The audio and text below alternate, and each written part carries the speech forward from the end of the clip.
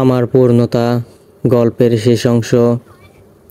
দুপুরে খাওয়া দাওয়া শেষে সবাই এসে বসলেন ড্রয়িং রুমে। তবে ইশতিয়াক চৌধুরী একটু চিন্তিত আছেন। তার কারণ প্রাচুর্যকে এখনও কিছু জানানো হয়নি বিয়ের ব্যাপারে। আসলে তিনি সময় পাননি। ইশতিয়াক চৌধুরী চোখের ইশারায় স্ত্রীকে ডাকলেন। মিসেস ফারা গিয়ে ইশতিয়াকের পাশে দাঁড়িয়ে খানিকটা ফিসফিসিয়ে জিজ্ঞেস করলেন, কি হয়েছে, ডাকছো কেন? মিসেস ফারার মতো ইশতিয়াক চৌধুরীও ফিসফিস করে জবাব দিলেন, বলছি কম বেশি সবাইকেই তো জানানো হলো যে রিয়ার বিয়ের দিন তাফসীর আর প্রাচুর্যের বিয়ে হবে, কিন্তু যার বিয়ে তাকে মানে প্রাচুর্যকে তো কিছু বলা হলো না। কি করব এখন? তুমি এক কাজ করো, আমরা যতক্ষণ এখানে বেআইন আর আরাফানের সাথে কথা বলছি, তুমি ততক্ষণে প্রাচুর্যের সাথে কথা বলে আসো। দেখো ওর কোনো সমস্যা আছে কি না। তুমি এসে আমাকে জানালে তবেই ওদের বিয়ের সিদ্ধান্ত যাব। না হলে ওরা এখন যেভাবে আছে সেভাবেই থাকবে যতদিন চাইবে। ঠিক আছে, তুমি 5 মিনিট অপেক্ষা করো, আমি শুনে আসি। মিসেস ফারা দাঁড়ালেন না, চললেন আদুরে দাঁড়িয়ে থাকা প্রাচুর্যের দিকে। প্রাচুর্য তখন কথা বলছিল আরফানের ছোট বোন অহনার সাথে। মিসেস ফারা কাছাকাছি এসে অহনার দিকে তাকিয়ে বললেন, অহনা মা, দেখে আসো তো তোমার ভাবি কি করছে। ও তো একা একা আছে, একটু গল্প করো আসো। পরিচয়ও হলে তাতে, তাই না? মিসেস ফারার কথায় অহনা হেসে মাথা দুলিয়ে চলে গেল রিয়ার রুমের দিকে। অহনা চলে যেতেই প্রাচুর্য মিসেস ফারার দিকে ফিরল, জিজ্ঞেস করলো, কি হয়েছে বড় মা, কিছু কি বলবে? মিসেস ফারা মাথা ঝাঁকিয়ে প্রাচুর্যের হাত টেনে রুমের দিকে নিয়ে যেতে যেতে বললেন, চল, কথা আছে। প্রাচুর্য কোনো কথা না বলে গেল মিসেস ফারার সাথে। মিসেস ফারা প্রাচুর্যের রুমে এসে হাত ছাড়লেন। প্রাচুর্যের মাথায় হাত বুলাতে বুলাতে বললেন, শোন না মা, একটা কথা ছিল। প্রাচুর্য মিষ্টি হেসে বলল, বলো না মা, কি বলবে? বলছি যে আমরা না একটা সিদ্ধান্ত নিয়েছি। মিসেস ফারার কথা শুনে সন্ধিহান চোখে তাকালো প্রাচুর্য। ঠোঁট কামড়ে ভাবল যে কি সিদ্ধান্ত হতে পারে। মিসেস ফারা প্রাচুর্যের মুখ পরখ করলেন, তারপর বললেন, এত চিন্তার কিছু নেই। আমরা ভাবছিলাম যে রিয়ার বিয়ের দিন যদি তোদেরও বিয়েটা দিয়ে দেওয়া যায় তাহলে ভালো হয়, কি বলিস? মিসেস ফারার কথা শুনে প্রাচুর্য আঁতকে উঠে বলল, কি বলছো বড় মা, এত তাড়াতাড়ি? সমস্যা কি আম্মা? বিয়ে তো হয়ে গেছে তোদের, এখন শুধু অনুষ্ঠানের মাধ্যমে সবাইকে জানানো হবে। কেউ জানে না ভাবছো বড় মা? আগের দিন পাশের বাসার রোমা আন্টি কি বলেছিল জানো? কি বলছিল? বলেছিল যে, কিরে প্রাচুর্য, শুনলাম তোর নাকি বিয়ে টিয়ে হয়ে গেছে, তাও নাকি আবার তোর বিদেশ ফেরত বড় চাচাতো ভাইয়ের সাথে। আমি শুনে বললাম, তুমি কি করে জানো আন্টি? উনি বলল, সে জানি একভাবে, সত্যি কি না তাই বল। আমি বললাম, হ্যাঁ সত্যি। উনি বলল, বাহ, লুকিয়ে লুকিয়ে বিয়ে করে ফেললি, তাও আবার চাচাতো ভাইকে, অথচ আমাদের জানালিও না। আমি বললাম, লুকিয়ে না আন্টি, উনি দেশে ফিরলে অনুষ্ঠান করে সবাইকে জানানো হবে, তাই জানাইনি কাউকে। আচ্ছা বড় মা, উনি কি করে জানলো বলো তো? আমার মনে হয় কাকুলি বলেছে। দাঁড়া, ও কালকে আসুক বাড়ি পরিষ্কার করতে, তখন দেখব বাড়ির ভেতরের কথা বাইরে কেন বলে বেড়াচ্ছে। এখন সেসব বাদ দে, তুই বল, তোর কোনো সমস্যা আছে নাকি? প্রাচুর্য কাঁদো কাঁদো মুখে বলল, কিন্তু বড় মা, আমার কত ইচ্ছা ছিল আপুর বিয়েতে মজা করব, কত কত ড্রেস কিনবো, বরযাত্রীর গেট ধরবো। ওই দিন যদি আমারও বিয়ে হয় তাহলে তো আমি কিচ্ছু করতে পারবো না বড় মা, আমার কোনো ইচ্ছা পূরণ হবে না। সেসব আমার উপর ছেড়ে দে, আর তুই তোর মতো আনন্দ করবি। আমরা তো শুধু সেদিন জানাবো সবাইকে তোদের বিয়ের কথা। তোর যা যা ইচ্ছা হয় সব করিস। আচ্ছা বেশ, তাহলে আমার আর কি, তোমরা যা ভালো বুঝো করো, আমার আর কোনো সমস্যা নেই। প্রাচুর্যের কথায় মিসেস ফারা হাঁপ ছেড়ে বাঁচলেন। তিনি তো ভয় পেয়ে গিয়েছিলেন, ভেবেছিলেন মেয়েটা বোধহয় রাজি হবে না, কিন্তু না, মেয়েটা দুবারের একবারও দ্বিমত করলেন না। অবশ্য করবে কিভাবে, সে নিজেও তো ছেলের প্রেমে হাবুডুবু খাচ্ছে। এই বয়সে কি তারা পার করে আসেনি নাকি? আগামী 2 সপ্তাহ পর দু পরিবারের সম্মতিতে বিয়ের ডেট ফিক্সড হলো। আরফানদের পরিবারের আত্মীয় স্বজনরা তেমন নেই বললেই চলে, তাই বরযাত্রীতে শুধু আরফানের বন্ধু বান্ধবরাই আসবে। আরফান বাড়িতে এসে ফ্রেশ হয়ে ফোন হাতে নিল। অনেকক্ষণ যাবৎ রিয়ার সাথে কথা হয় না। তাদের বিয়েতে থাকাকালীনও মেয়েটা কথা বলেনি তার সাথে, অজুহাত হিসেবে দেখিয়েছে বাড়িতে সবাই আছে, সবার সামনে কথা বলতে লজ্জা লাগে। তাই আরফানও আর জোর জবরদস্তি করেনি। আরফান রিয়ার নম্বরে কল দেওয়ার আগেই দরজায় ঠক ঠক শব্দ হলো।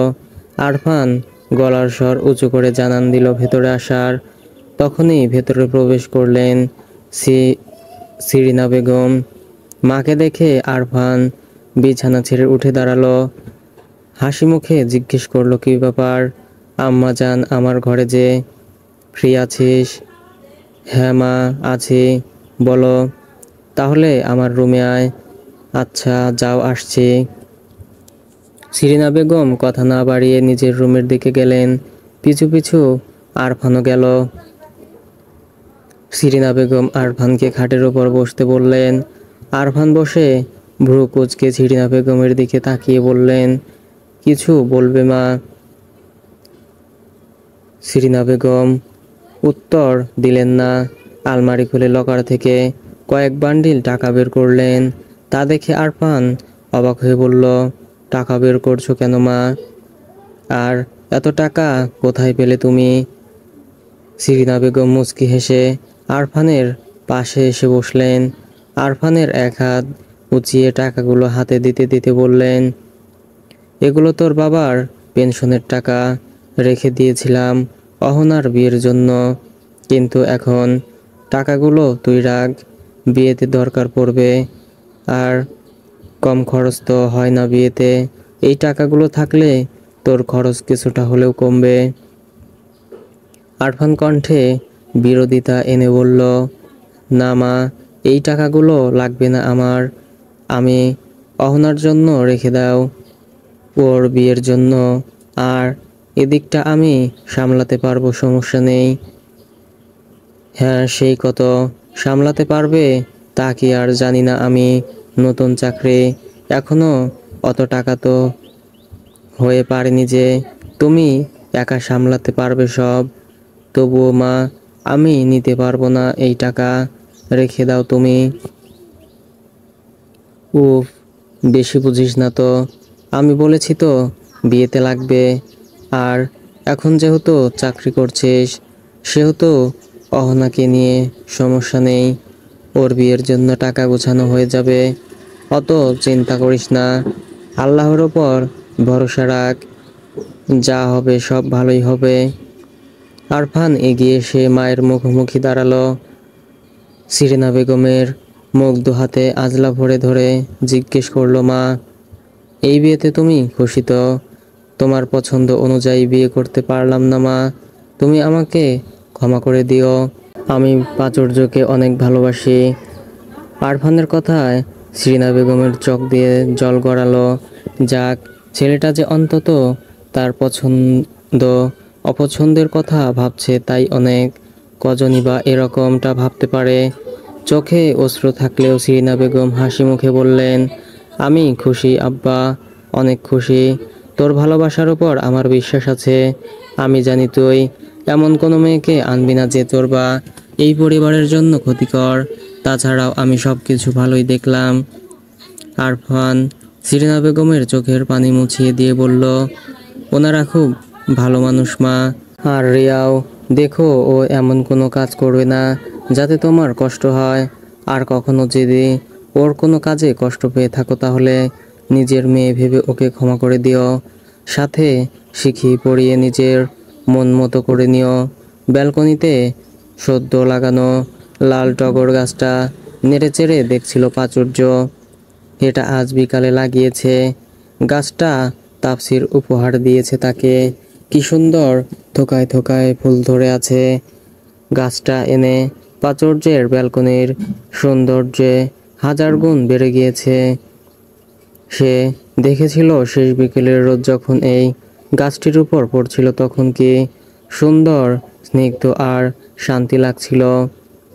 কি করছিস? পুরুষালী ভারী কণ্ঠস্বরে প্রাচুর্য নড়ে চড়ে বসল। পেছনে না ফিরলেও অনায়াসেই বুঝতে পারল কণ্ঠের মালিককে। প্রাচুর্য উচ্ছ্বাসিত কণ্ঠে বলল, ফুলগুলো দেখছিলাম তাফসির ভাই, দেখুন কি সুন্দর দেখাচ্ছে। তাফসির কথা বলল না। এগিয়ে এসে প্রাচুর্যকে চেয়ার থেকে টেনে দাঁড় করালো। প্রাচুর্য শুধু ফ্যাল ফ্যাল দৃষ্টিতে তাকালো। তাফসির চেয়ারে নিজে বসে টান দিয়ে প্রাচুর্যকে কোলের ওপর বসিয়ে কোমর জড়িয়ে ধরল। চমকে উঠল প্রাচুর্য। অলরেডি শরীর কাঁপাকাঁপি শুরু হয়ে গেছে তার। তা বোধ হয় তাফসিরও বুঝতে পারল। তাই সে আরো শক্ত করে চেপে ধরল নিজের সাথে। কানের পাশ থেকে চুল সরিয়ে দাঁত বসালো গলার পাশে। প্রাচুর্য অস্ফুট স্বরে গুংরিয়ে উঠল। নখ বসিয়ে দিল তাফসিরের হাতের পিঠে। তাফসির নিজের কাজ সম্পূর্ণ করে দাঁত সরিয়ে ফেলল। কণ্ঠে খাদে নামিয়ে বলল, বল আর ভাই বলবি, যদি আবার বলিস তাহলে ডাবল হবে। প্রাচুর্য উত্তর দিতে পারল না। তার চোখ এখনো বন্ধ, ভারী নিঃশ্বাস আছড়ে পড়ছে। তাফসির কামড় দেওয়া জায়গায় ঠোঁট ছোঁয়ালো।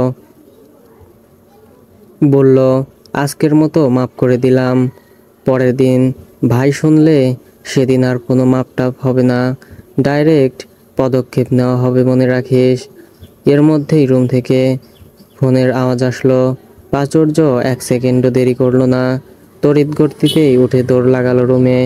তাফসির মুচকি হেসে ঠাই বসে রইল এক জায়গায়। প্রাচুর্য রুমে এসে ফোন হাতে নিয়ে দেখলো প্রিয়তির কল। প্রাচুর্য চটপট রিসিভ করে কানে ঠেকিয়ে বিছানার মাঝখানে যেয়ে বসলো। কি ব্যাপার পাচুরানি, কি খবর?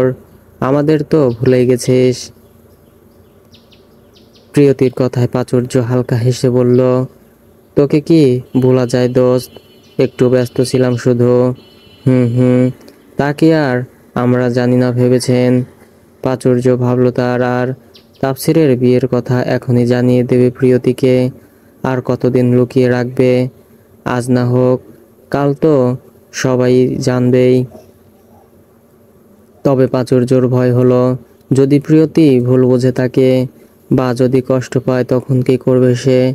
বেস্ট ফ্রেন্ড বলতে তো এই একজনই, তাকে নিজের সমস্ত কথা শেয়ার করা যায়। কিন্তু সব শুনেও যদি প্রিয়তি তার বন্ধুত্ব নষ্ট হয়ে যায় তখন কি হবে বা না হবে ভাবতে ভাবতে প্রাচুর্য চিন্তায় পড়ে গেল। প্রাচুর্য কোনো কথা বলছে না দেখে প্রিয়তি বলল, কি রে কথা বলছিস না কেন? প্রাচুর্য আর ভাবল না, যা হওয়ার হবে, কিন্তু আর লুকিয়ে রাখা সম্ভব না। প্রাচুর্য হালকা কেশে গলা পরিষ্কার করে বলল, দোস্ত কিছু কথা আছে, প্রমিস কর রাগ করবি না। প্রিয়তি বলল, কি কথা বল। প্রাচুর্য মনে একরাশ ভয় নিয়ে বলল, আমার আর তাফসির ভাইয়ের বিয়ে হয়ে গিয়েছে হুট করে, আর অনুষ্ঠান কিছুদিন পর। প্লিজ দোস্ত রাগ করিস না আসলে। প্রাচুর্যের কথা শেষ করতে দিল না প্রিয়তি, তার আগেই গা ছাড়া ভাব দিয়ে বলল, ও এই কথা, জানি তো, ভাবলাম অন্য কিছু বলবি। প্রাচুর্য বিস্মিত হলো। সাথে সাথে প্রায় চিল্লিয়ে বলল, তুই কিভাবে জানলি? প্রাচুর্যের গলার স্বর পেয়ে তাপসির রুমে আসলো। প্রাচুর্যের পাশে বসে জিজ্ঞেস করলো, কি হয়েছে, কোনো সমস্যা? প্রাচুর্যের চোখে মুখে এখনো বিস্মিত ভাব। কিছু বলতে যাবে তার আগেই ফোনের ওপাশ থেকে প্রিয়তি বলল, তাপসির ভাই বলেছে, তাও অনেক দিন আগেই। অতদিন শুধু তোর বলার অপেক্ষাতে ছিলাম। প্রাচুর্য দ্বিতীয় দফায় বিস্মিত হলো।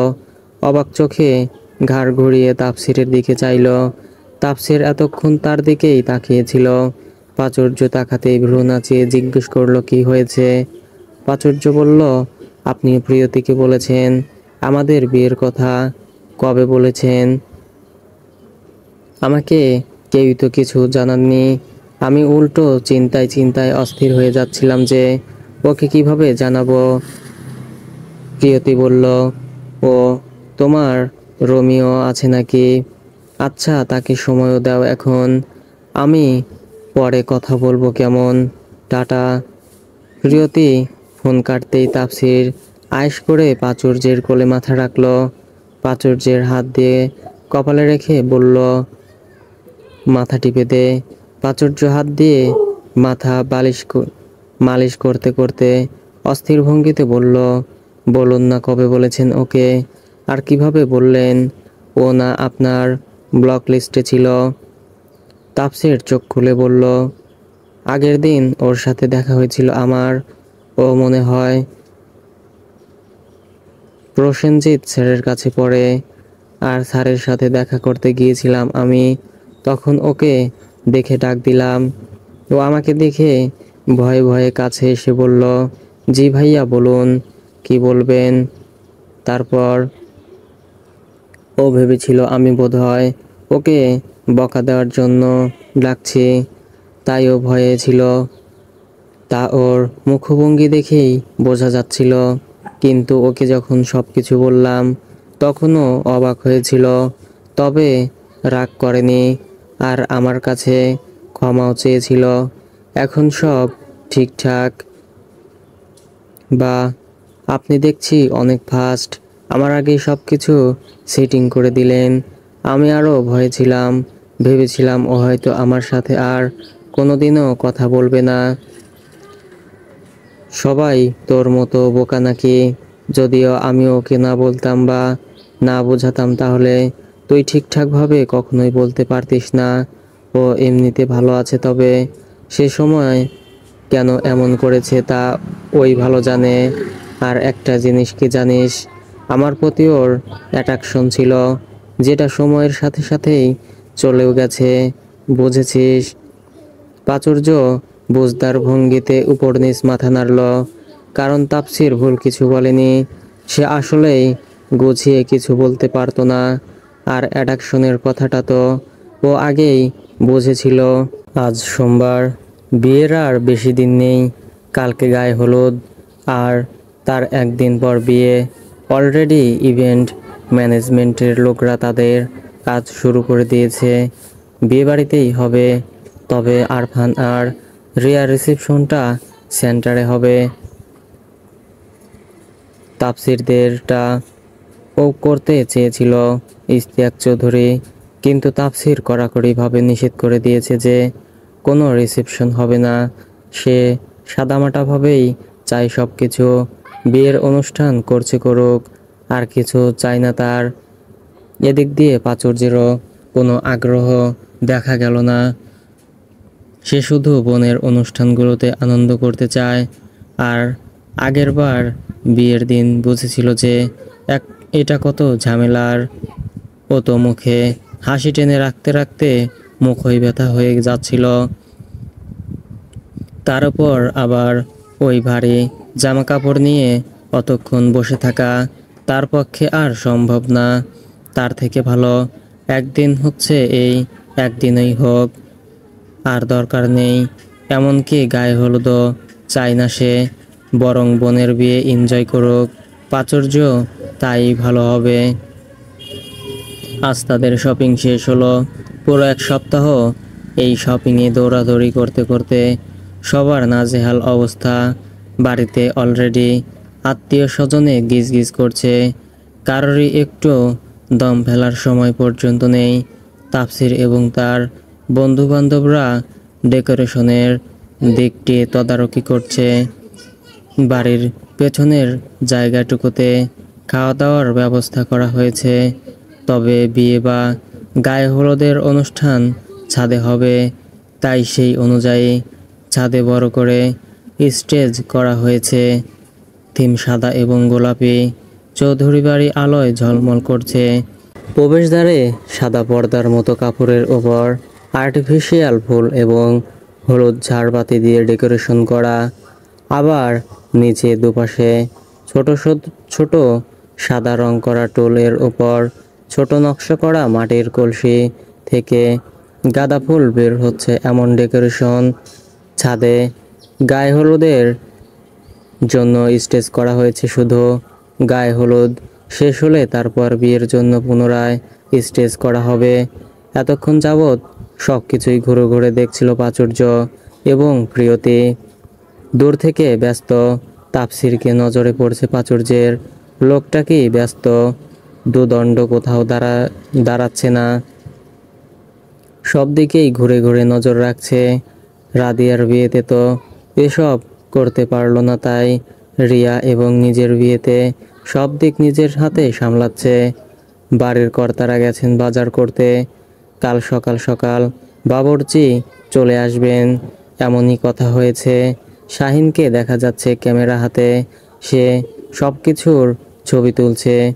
এর মধ্যে তাফসিরের নজর পড়ল প্রাচুর্যকে। সে শাহিনকে এদিকটায় দেখতে বলে এগিয়ে গেল প্রাচুর্যের কাছে। তাফসির ওদের কাছে এসে প্রিয়তির দিকে তাকিয়ে জিজ্ঞেস করলো, কি ব্যাপার প্রিয়তি, কেমন আছো? প্রিয়তি হাসি মুখে হাসি টেনে বলল, আলহামদুলিল্লাহ ভালো আছি ভাইয়া, আপনি? আমিও ভালো আছি। প্রিয়তি প্রাচুর্যের হাত ছেড়ে বলল, প্রাচুর্য, আমি তোর ঘরে আছি, তুই কথা শেষ করে আয়। প্রিয়তির যাওয়ার দিক থেকে চোখ সরিয়ে প্রাচুর্য তাফসিরের দিকে তাকালো। তাফসির দু কদম এগিয়ে আসলো প্রাচুর্যের সামনের ছোট চুল কানের পেছনে গুজে দিয়ে বলল, বাইরে কত ঠান্ডা দেখেছিস, তার মধ্যে বাইরে ঘোরাঘুরি করছিস কেন? যদি অসুস্থ হয়ে যাস তখন?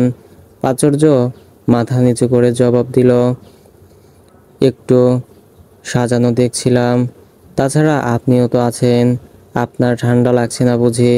শুধু একটা শার্ট পরে আছেন। তাফসির নিঃশব্দে হাসল, বলল, আসলেই ঠান্ডা লাগছে না, বরং দেখ ঘামে ভিজে গেছে। এখন যদিও একটু একটু ঠান্ডা লাগছে, কিন্তু এতক্ষণ দৌড়ঝাঁপের উপর ছিলাম বলে গরম লাগছিল। তাহলে গরম কিছু পরে নিন, তাহলে নিজেই অসুস্থ হয়ে যাবেন। গরম ঠান্ডা লেগে আমি কিছু এনে দেব।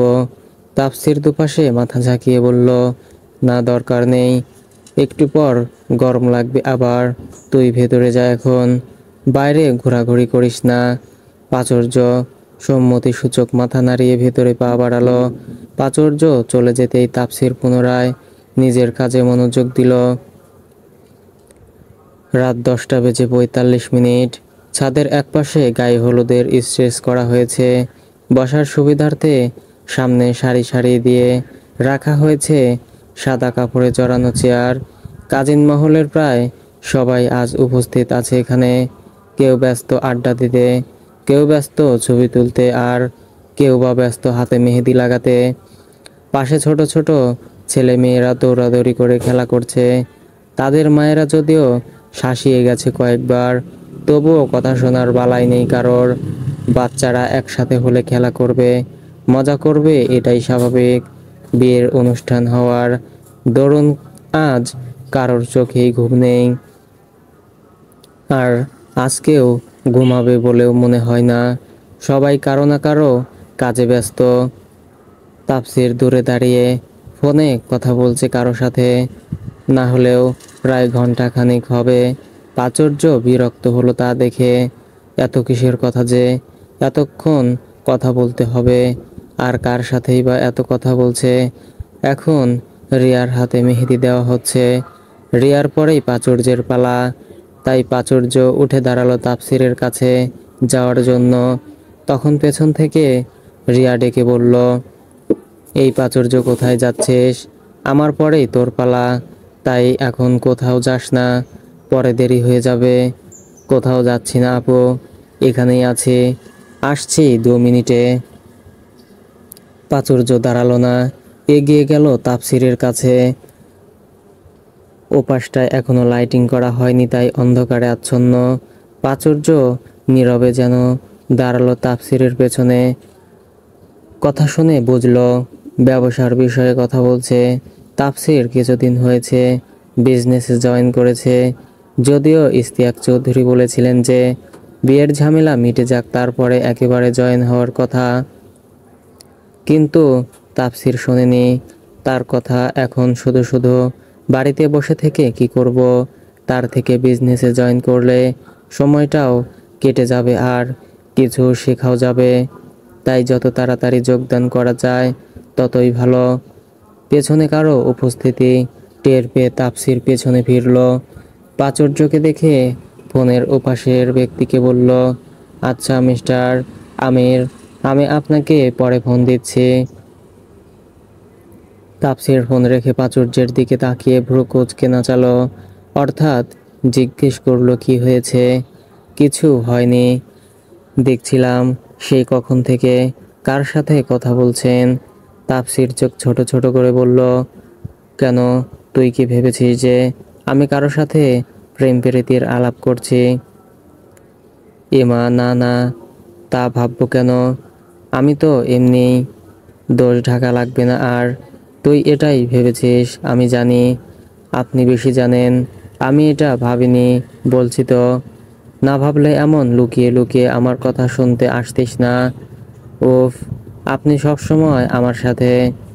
প্রাচুর্য কথা শেষ করতে পারলো না, তার আগেই পেছন থেকে শাহিন ডাক দিল তাফসিরকে। তারা দুজনেই শাহিনের ডাক অনুসরণে পেছন ফিরে তাকালো। শাহিন অপ্রস্তুত ভঙ্গিতে হালকা হেসে বলল, সরি ভাবি, ডিস্টার্ব করার জন্য। আসলে একটা জরুরি কাজে দরকার, ওকে নিয়ে যাই। প্রাচুর্য তড়িঘড়ি করে বলল, আরে ভাইয়া, ডিস্টার্ব করার কিছু নেই, আমরা এমনি কথা বলছিলাম, সমস্যা নেই, নিয়ে যান আপনারা। ভাই ইশতিয়াক আঙ্কেল বলছিল কেক শর্ট পড়তে পারে, তাই যেন বড় বাজার থেকে নিয়ে আসি, কালকে সময় পাবো না আর।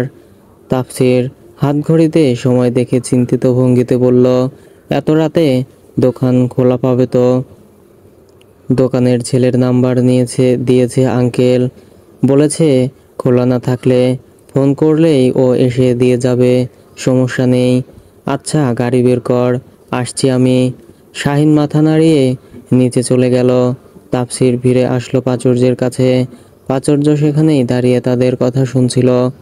তাফসির এসে প্রাচুর্যের সোয়েটারের টুপি টেনে মাথায় দিয়ে বলল, এটা নামাবি না, আর মেহেদি দেওয়া শেষ হলেই ঘরে চলে যাবে, বেশিক্ষণ জেগে থাকার দরকার নেই, আমার আসতে দেরি হতে পারে, বুঝেছিস? প্রাচুর্য উপর নিচ মাথা ঝাঁকালো। তাফসির পুনরায় বলল, কথায় যেন নড়চড় না হয়। প্রাচুর্য মনে মনে বিরক্ত হলো তাফসিরের এত আদেশ নিষেধ শুনে, তবুও মুখে অদৃশ্য স্কচ টেপ লাগিয়ে রাখল। তাফসির প্রাচুর্যের মুখ পর্যবেক্ষণ করল, মুখে না বললেও বুঝে নিল অব্যক্ত কথাগুলি। দাঁড়ালো না সে, উল্টো ঘুরে নিচে যাওয়ার উদ্দেশ্যে পা বাড়ালো। তাফসির চলে গেলে প্রাচুর্য আর থাকলো না সেখানে, এগিয়ে গেল সবার দিকে। রিয়ার মেহেদি দেওয়া শেষ, তাই প্রাচুর্যের পালা শুরু হলো। প্রাচুর্য মেহেদি দেওয়া শেষ হতে হতে প্রায় ঘন্টা দুয়েক লাগালো, তখনও তাফসির ফেরেনি। তবে প্রাচুর্য মনে মনে খুব করে চাচ্ছিল ঘরে যাওয়ার আগে একবার তাফসিরের দেখা পেতে, কিন্তু হলো না তা। অগত্যা প্রাচুর্য হাত ভর্তি মেহেদি নিয়ে ঘরে চলে গেল, সাথে প্রিয়তিও আসলো। প্রাচুর্য ঘরে এসে বসতেই হেয়ার ড্রায়ার দিয়ে প্রাচুর্যের হাতের মেহেদি শুকিয়ে দিল। পরের দিন 10টার পর প্রাচুর্যের ঘুম ভাঙল। বাকিরা এখনো গভীর ঘুমে। ওরা কালকে রাতে কেউ ঘুমায়নি, আড্ডা দিয়েছে। ফজরের আজান দিলে তখন এসে ঘুমিয়েছে। কিন্তু বড়দের কাজের কমতি নেই। তারা এখানে সেখানে ছোটাছুটি করছে। প্রাচুর্য হাত মুখ ধুয়ে বাইরে গেল। পেটে প্রচণ্ড ক্ষুধা, কিন্তু কাউকে যে বলবে বা তারও উপায় নেই, কারণ সবাই ব্যস্ত। তাই নিজে নিজেই খেলো। খাওয়া শেষে পুরো বাড়ি টহল দিল একবার, কিন্তু কোথাও তাফসিরের দেখা পেল না। তাফসিরের ঘরে যে যাবে তারও উপায় নেই, কারণ সেখানে তাফসির বাদেও তার সাথে শাহিনের ঘুমানোর কথা। তাইও ঘরে যাওয়ার সাহস আর করলো না প্রাচুর্য। কিন্তু দেখতেও তো ইচ্ছা করছে। কালকে রাতে কখন ফিরেছে কে জানে। প্রাচুর্য তাফসিরকে কোথাও না পেয়ে মুখ গোমড়া করে ফেলল। ফিরে গেল ঘরে। ইতিমধ্যে প্রিয়তি ঘুম থেকে উঠে বসেছে। প্রাচুর্যকে দেখে হেসে রসান্তক স্বরে বলল, কি গো, বিয়ের কোণে মুখ এমন বাংলার পাঁচের মতো করে রেখেছ কেন? প্রাচুর্য মুখ বেঁকিয়ে বলল, পুরো বাড়ি চষে ফেললাম, অথচ মহারাজার দেখা পেলাম না। কোথায় গিয়েছে কে জানে। বাব্বা, তর সইছে না মোটে, তাই না? গেছে হয়তো কোনো কাজে। কম তো আর কাজ না। একে তো নিজের বিয়ে, তার উপর আবার বোনের বিয়ে, মানে বুঝিস তো, ডাবল খাটুনি। বুঝেছি। এখন তাড়াতাড়ি ফ্রেশ হয়ে আয় তো। কটা বাজে দেখেছিস? আমি খাবার আনছি তোর জন্য। প্রিয়তি উঠে প্রাচুর্যের দুপাশের গাল টেনে বলল, ওকে বেইব, আমি ফ্রেশ হয়ে আসি। রাতে গায়ে হলুদের অনুষ্ঠান শুরু হলো। স্টেজে শুধু রিয়া একা না, পাশে বিরক্তি নিয়ে প্রাচুর্য বসে আছে। পারছে না শুধু কেঁদে দিতে। কোথায় ভেবেছিল বোনের গায়ে হলুদ এসে মজা করবে, কিন্তু তা আর হলো না। উল্টো মেকআপ শেকআপ করে তাতেই জোর করে বসিয়ে রাখা হয়েছে।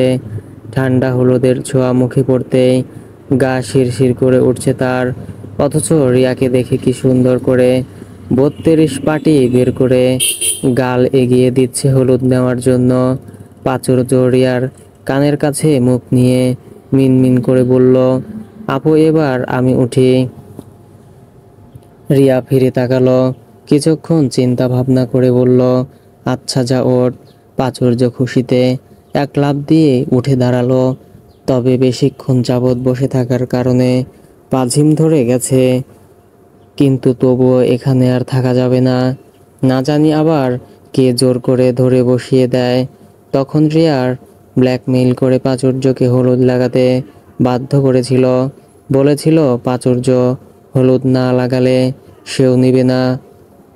তাফসিরকেও বলেছিল হলুদ লাগাতে, কিন্তু তাফসির এত সব ঝামেলায় পড়তে চায় না।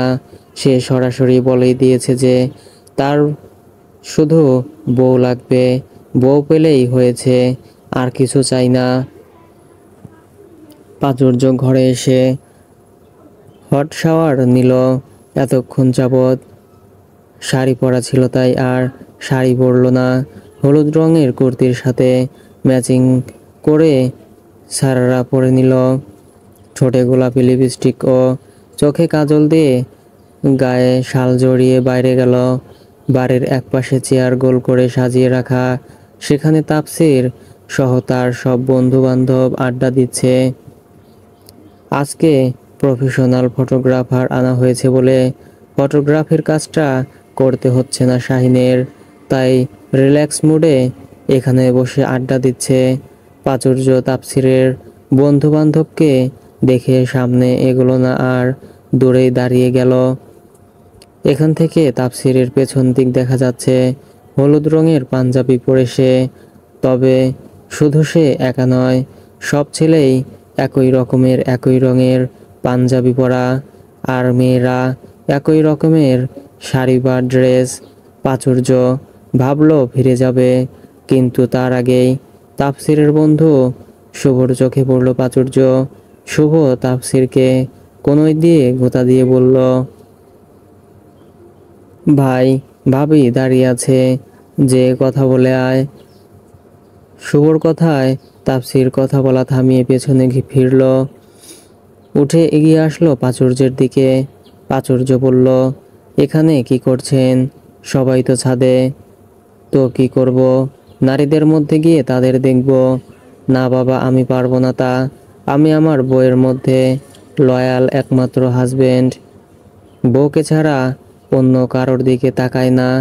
তাফসিরের কথায় প্রাচুর্য হেসে ফেলল, একটু কাছে টেনে নিয়ে টেনে টেনে বলল, শুনুন না, একটা কথা আছে। তাফসির ভ্রু কুঁচকে বলল, কি কথা? আমার না ওয়াফেল খেতে ইচ্ছা করছে, খাওয়াবেন? এখন রাতে ভাত খাসনি? খেয়েছি তো। এত কথা বাদ, খাওয়াবেন কি না তাই বলুন। তাফসির নিষেধ করল না। প্রাচুর্যর এক হাত মুঠোয় পড়ে হাঁটতে লাগলো, সাথে বলে গেল সবাইকে যে তারা বাইরে যাচ্ছে, কেউ যেন না খোঁজে। তাফসির প্রাচুর্যকে নিয়ে বাইরে এসে একটা রিক্সা ডাকলো। প্রাচুর্যর দিকে তাকিয়ে বলল, ওঠ। প্রাচুর্য কথা বাড়ালো না, তাড়াতাড়ি উঠে বসলো রিক্সায়। মনে মনে খুশিতে নাচতে ইচ্ছা করছে তার। এটাই তাদের প্রথম একসাথে রিক্সায় চড়া। প্রাচুর্য উঠে বসতেই তাফসিরও উঠে বসলো পাশে। রিক্সার হুড টেনে প্রাচুর্যকে এক হাতে শক্ত করে ধরে বসলো, অন্য হাতে শাল ভালোভাবে টেনে জড়িয়ে নিল গায়ে, যাতে করে বাতাসে বেশি ঠান্ডা না লাগে। ছাদে নতুন করে বড় স্টেজ করা হয়েছে বিয়ের জন্য। রাতের আধারে চৌধুরী বাড়ির ঝলমলে আলো চোখ ধাঁধিয়ে দিচ্ছে সবার। পথচারীরা রাস্তা দিয়ে যাওয়ার সময় বারবার ফিরে তাকাচ্ছে। লোকজনে গিজ গিজ করছে পুরো বাড়ি। চৌধুরী বাড়ির ছেলে মেয়ের বিয়ে বলে কথা, আয়োজনে কোনো কিছুতেই কমতি রাখেননি তিন ভাই। তাফসির সাদা রঙের শেরওয়ানি জড়ালো গায়ে, বুকের সামনের বোতাম লাগিয়ে জেল দিয়ে চুল সেট করলো। চকলেট কালারের ড্রেসিং টেবিলের পাশের ড্রয়ার খুলে পারফিউম লাগালো। তৎক্ষণাৎ ভেতরে ঢুকলো শাহিন, গালে হাত দিয়ে আগাগোড়া পর্যবেক্ষণ করে বলল, ভাই কি লাগছে তোকে? তোর বিয়ে, তাতে কি হয়েছে? মেয়েরা দেখে হুঁশ হারাবে। তাফসিরের ভেতর কোনো ভাবাবেগ হলো না, ভারী কণ্ঠে বলল, যা বলতে এসেছিস বল। শাহিন হতাশ নিঃশ্বাস ফেলে বিছানায় বসল। এই ছেলের ভেতর রসকস কিচ্ছু নেই। আফসোসের সুরে বলল, ভাই তুই এত বেরসিক কেন? তোকে দেখে মনে হয় জীবনে চাচ্চু ডাক শুনতে পারবো না। ইস, ভাবের জন্য কষ্ট হচ্ছে আমার। এই যে একটু পর যে বাসর ঘর সাজাবে সবাই, তারা তো আর জানে না তাদের কষ্ট বৃথা। আচ্ছা, তোরে একটা সাজেশন দেই শোন। কিছু না করলেও অন্তত হাত দিয়ে ফুলগুলো এলোমেলো করে দিস, যাতে কেউ বুঝতে না পারে। আর আমিও কাউকে কিছু বলবো না নে। শাহিনের আজাইরা কথা শুনে তাফসির বিরক্ত নিয়ে তাকালো, বলল, আমার সমস্যা কিনা সেটা কি তোর সামনে দেখাবো নাকি? যার সামনে দেখানোর দরকার তাকে দেখাবো। তবে তোকে এত চিন্তা করতে হবে না, চাচ্চু ডাক শোনা থেকে বঞ্চিত করব না। তাফসিরের কথায় শাহিন নাটকীয় ভঙ্গিতে হাঁপ ছেড়ে বলল, যাক, তোর কথা শুনে শান্তি পেলাম। অন্তত শিওর হওয়ার যে তোর মধ্যে কোনো সমস্যা নাই। তাফসির কটমটে দৃষ্টিতে তাকাতেই থতমত খেয়ে গেল। ভ্যাবলার মতো হেসে বলল, ওই চাওয়া চাইয়া আসোস কেন? কি কবি ক? তুই কইলেই তো আমি কমু হ। তাফসির শ্বাস ফেলল, পায়ে নাগরা জুতা পরে রুম থেকে বের হতে হতে বলল, তুই থাক তোর লজিকলেস ফাউল কথা নিয়ে, আমি চললাম। অবশেষে অনেক অপেক্ষা প্রতীক্ষার পর দুজোড়া ভালোবাসা পূর্ণতা পেল। তৃষ্ণার্ত হৃদয় পেল নিবারণের উপায়। তাফসীর পেল তার হৃদয় হরণকারী নারীকে এবং আরফান পেল তার কাঙ্ক্ষিত ভালোবাসার মানুষকে। বর্তমানে প্রাচুর্য বসে আছে তাফসীরের ফুলে ফুলে সজ্জিত বিছানায়। রজনীগন্ধা, গোলাপ এবং জারবেরা ফুলের সুঘ্রাণে ঘর মোমো করছে। অন্যদিকে রিয়া আজ শ্বশুর বাড়ি যায়নি। বিয়ে আজ হলেও বিদায় হবে কাল। অনেক রাত হয়েছে বিধায় আজ রাতে তারা চৌধুরী বাড়িতেই থাকবে, এমনই সিদ্ধান্ত নিয়েছে ইশতিয়াক চৌধুরী। তাই কোনো বিষয়ে জোরাজোরিও করেনি কেউ। প্রায় ঘন্টাখানেক হয়েছে প্রাচুর্য এভাবে একই জায়গায় বসে আছে, অথচ তাফসীরের খোঁজ নেই কোনো। প্রাচুর্য বিছানা ছেড়ে উঠে দাঁড়ালো। স্লাইডিং ডোর খুলে বারান্দায় যে দাঁড়াতেই হিমশীতল বাতাসে শরীরের লোম দাঁড়িয়ে গেল। প্রাচুর্য ঘাড় ঘুরিয়ে পাশের ব্যালকনিতে তাকালো। ব্যালকনির দরজা বন্ধ। গাছগুলো মনে হচ্ছে তার দিকে তাকিয়ে আছে, তাকে মিস করছে। প্রাচুর্যের মায়া হলো। দীর্ঘ কতগুলো বছর এ ঘরটায় কাটালো সে, আর আজ থেকে অন্যের ঘরে থাকতে হবে তার। প্রাচুর্য দীর্ঘশ্বাস ফেলে আকাশের দিক তাকালো। গোল থালার মতো চাঁদ উকি দিচ্ছে আকাশে। সেই চাঁদের দিকে তাকিয়ে মনে পড়ল তার প্রথম প্রেমে পড়ার কথা, কাউকে ভালোবাসার কথা। আর যেদিন সে জানতে পারল তাফসীরের মনের কথা, তার এখনো স্পষ্ট মনে আছে সেই কথা। এই তো সেদিনের কথা, যেদিন সে তাফসীরের রুমে এসেছিল তাফসীরকে ডাকতে, কিন্তু ঘরের কোথাও তাফসীরকে না পেয়ে ফিরে যাওয়ার জন্য উদ্যত হতেই তার চোখ পড়ল টেবিলের উপর পড়ে থাকা কালো রঙের একটি নোটবুকের উপর। উপরে রেড ডেভিল চোখ আঁকা, যার নিচে বড় বড় করে লেখা don't touch my diary, close it personal. নিষিদ্ধ জিনিসের প্রতি বরাবরই মানুষের কৌতূহল বেশি। প্রাচুর্যেরও তাই হলো। সে কৌতূহলবশত কলম রাখা জায়গাটা মেলে ধরল। চোখের সামনে ভেসে উঠল পেঁচানো হাতের লেখা, যেখানে কয়েক প্যারা তাফসীরের অব্যক্ত কথা লেখার শেষে বড় অক্ষরে লেখা ভালোবাসি প্রাচুর্য। সেদিন সে মুহূর্তে থমকে গিয়েছিল প্রাচুর্য। বিশ্বাস করতে কষ্ট হচ্ছিল এ চরম সত্যটি, কিন্তু সে বুঝতে পেরেছিল যে এটাই সত্যি, কারণ সে দেখেছে তার প্রতি তাফসীরের কেয়ারিং, অধিকারবোধ। কিন্তু সব জেনে শুনেও সে কিচ্ছুটি বলেনি, স্বাভাবিকভাবেই থেকেছে। তারপর আসলো সেদিন যেদিন মিসেস ফারা এসে এ খবরটি জানালেন, এমনকি তার সব প্ল্যানিংও বললেন প্রাচুর্যকে। তখন প্রাচুর্য সব শুনে না করেনি, কারণ ততদিনে প্রাচুর্য নিজেই তাফসীরের প্রতি দুর্বল হয়ে পড়েছিল। ভালোবাসা কখন কিভাবে হয় বলা যায় না। তবে প্রাচুর্য জিজ্ঞেস করেছিল মিসেস ফারাহর কাছে যে সে কিভাবে জানল। মিসেস ফারাহ উত্তর দিয়েছিলেন যে তিনি জিজ্ঞেস করেছিলেন তাফসীরের কাছে একদিন রাতে। তাফসীর অস্বীকার করেনি, বরং অকপটে স্বীকার করেছিল তার ভালোবাসার কথা। আর ভালোবাসা স্বীকার করতে ভয় কিসের? হঠাৎ পেটে কারো ঠান্ডা শীতল হাতে স্পর্শে কেঁপে উঠল প্রাচুর্য। সাথে ভঙ্গ হলো এতক্ষণের চিন্তা ভাবনা।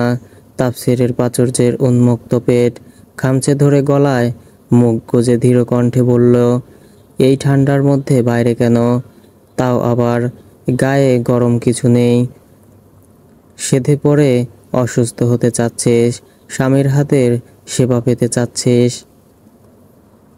প্রাচুর্য উত্তর দিল না, উল্টো তাফসীরের বুকের সাথে হেলান দিয়ে দাঁড়ালো। তাফসীরের নিজের সাথে অষ্টেপৃষ্ঠে জড়িয়ে ধরল প্রাচুর্যকে। প্রাচুর্য একই ভঙ্গিতে চাঁদের দিকে তাকানো অবস্থায় বলল, একটা প্রশ্ন জিজ্ঞেস করব। প্রাচুর্যের কথায় তাফসীর প্রাচুর্যের গলা থেকে মুখ উঠালো, সোজা হয়ে বলল, কি প্রশ্ন? আপনি কবে থেকে ভালোবাসেন আমায়? তাফসীর অপ্রস্তুত হলো, হালকা কেশে জিজ্ঞেস করলো, বলতেই হবে।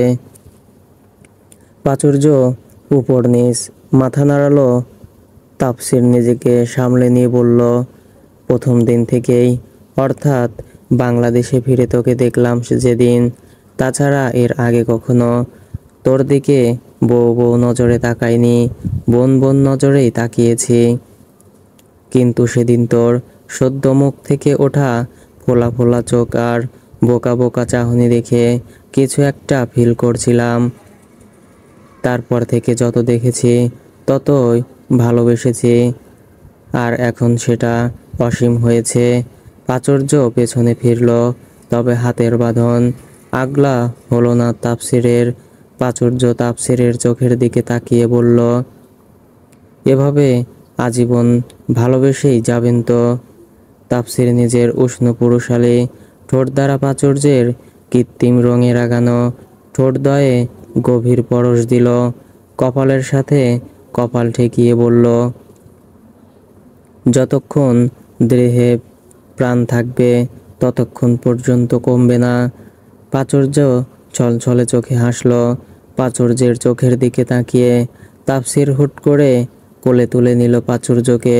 প্রাচুর্য ভয়ে দুহাতে তাফসীরের গলা জড়িয়ে ধরল। তাফসীর প্রাচুর্যকে রুমের ভেতরে নিয়ে যেতে যেতে ছাড়া গলায় গান ধরল, উচ্চারণ করল গানের কটা লাইন।